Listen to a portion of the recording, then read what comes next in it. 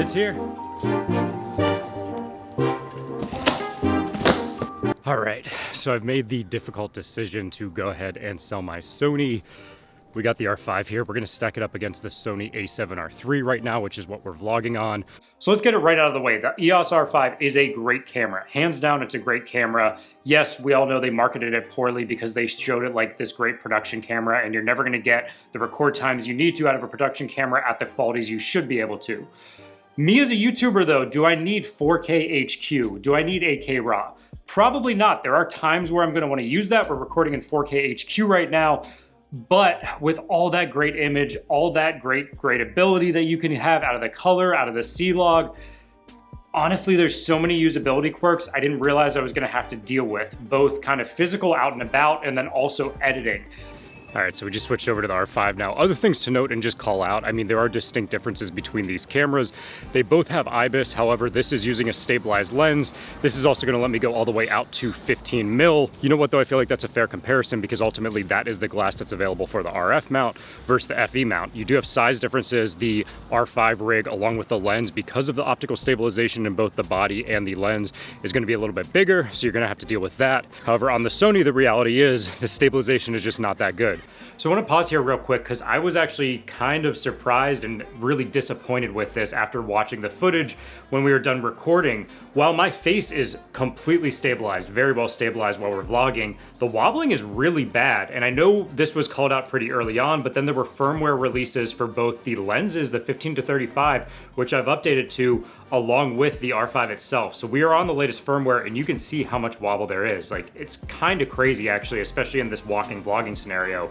So right now, as we're walking, we are only using optical stabilization. Let's go ahead and turn on digital right now on the Canon as well. All right, so we just turned on the medium level of image stabilization right now. So you've got optical stabilization working along with a little bit of a crop on the medium stabilization setting. This is not enhanced IS. I don't really use enhanced on the Canons. There's not a ton of reason to. It crops in so much. And honestly, we get a pretty good amount of stabilization as you can see right now. Let's compare this to the Sony side by side right now as well. And you're gonna notice there's a pretty big difference. One other thing I want to call out right now, as you notice with exposures, I'm doing my best to keep these set. However, I didn't want to continually swap ND filters between the two, and I only have one variable ND filter for 82 mil. So I'm gonna probably have to mess with shutter speeds a little bit. These first few scenes are 1/60 at 30p, so we're good there, but I'm probably gonna have to increase the shutter speed as the sun comes out a little bit.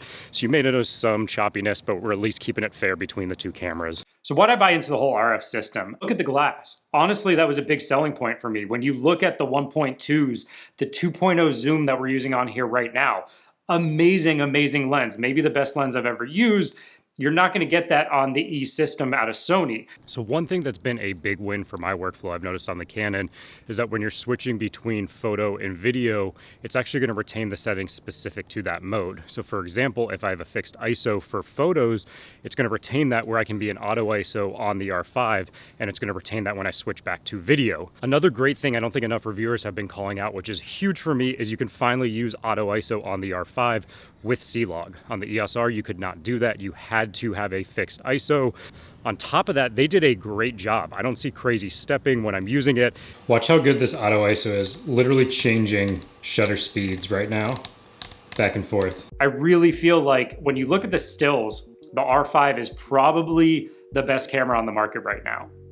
That's very subjective, obviously, but I think when you combine the RF glass that they have available to it, along with what's capable for stills in this body, when you look at the stabilization, I took this nighttime handheld photography at 2 seconds, and I got exposure on stars and they're crisp.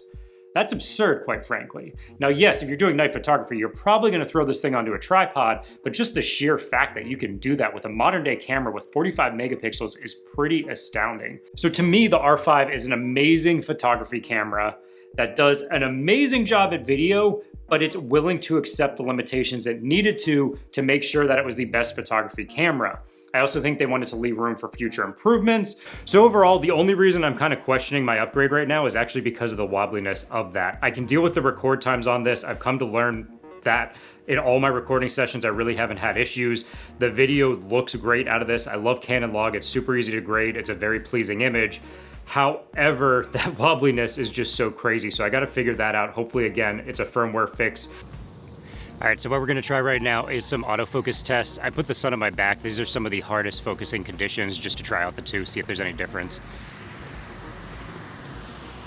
In terms of autofocus, you can see in these tests, I do think the Canon is actually surpassing at least these older model Sonys at this point. I don't know about the A7R IV, the A7 III even, those may be a little bit better, but the firmware is on the latest for both the models. We're on 1.1 on the Canon EOS R, which is brand new, and I forget the specific, I wanna say 3.1 on the Sony here. So it's got animal IAF, it's got the latest autofocus tests. So in that regard, I do think the Canon just kind of held on a little bit better, and we're using the default settings for autofocus in these tests as well. Let's try kind of a dynamic range test right now. We'll just do some spinning. Sun's in my back. How's the exposure holding up? We're at 1/250th of a second. All right, don't judge audio quality. We're not on the external mic, but now we're on the Sony. Same settings, 1/250 with auto ISO. And someone's got a rooster. When I realized after using this, unfortunately, it's not the dream camera I was hoping for, and I actually think the A7S III might be video-centric. I don't think there's a perfect camera, a hybrid camera out there today as it stands that can solve all use cases. I think the R5 may get there through software, but I don't know that Canon even necessarily wants to take it there. If you add C-Log3, if you add the ability to shut off the IBIS but leave the lens stabilization going, if they improve digital stabilization somehow, like you took this down the video-centric route, you really don't need the weather sealing they're offering. This has some of the best weather sealing when you look at some of the teardowns that have been done on it, and that compromise came at a lot of the overheating. I would have rather had a fan or a vent on this thing and just dealt with that and had to protect it when I'm out and about shooting. So let's just talk about overall usability, because that for me is my biggest gripe, I think, at anything. Honestly, the record times are not that bad. I've been able to get around them for what I need to do. If I'm out vlogging, I don't need 4K HQ, but honestly, I've been using it anyway because I haven't had issues with these quick scenes. I can record 5-10 minute scenes, and I think their firmware will eventually catch up to the camera itself. Where I'm having my biggest issues are once I throw those files onto the computer. They're huge. That was probably expected. I'll figure that out. We got a NAS storage drive. Make sure you have storage if you want to even think about recording in any of those modes, first off. Second off is really the proxy media that I'm doing. So you can go to optimized media, you can go to proxy media. I chose proxy because I think that made more sense in this use case. Basically, it adds, let's say, an hour to 2 hours, depending on your computer. You upload all your media into it for your project in Final Cut. I'm using Final Cut. I let it process everything. At that point, I have to go get a coffee, maybe think about how I'm gonna edit it. I can't do anything yet. I will say Final Cut just introduced some nice add-ons, which is gonna allow you to basically balance between. So prior to this update, you actually had to use proxy media or you had to use the original media. You couldn't do a blend of both.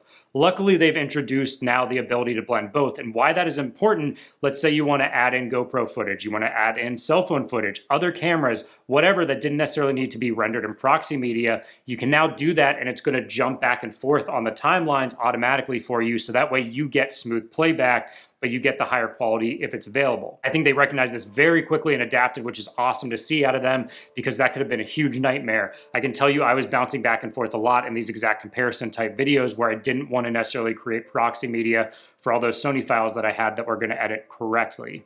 But then that's where it brings up a huge question to me. I'm a YouTuber. Do I really want to have to take an extra hour for every video to deal with all this media juggling? Also, when you're reviewing it, when you're editing it, you always think, oh, this looks a little blurry. And then you remember, oh, it's proxy media. I'm not seeing it as crisp as it's actually going to look. If you take this and you throw it onto an iPad Pro, you can edit fine because that's using different hardware inside of it.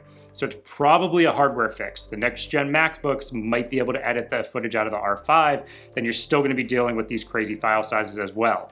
Again, I know I'm knocking on this pretty hard, but when you spend $3,800 on just the camera body, you buy the accompanying glass, you want it to work for what you're gonna use it for. So I want you guys to be aware of the quirks I've seen and everything I kind of regret after I'm using the R5 now for 2 months. So if you want the best stills you can get, you're already in the Canon ecosystem, I say you hands down go with this. If you're already in the Sony ecosystem, honestly, when you look at these side by side, they are both great photos, but I've had this camera now for over 2 years. The A7R III is just, hands down, it's still a great camera.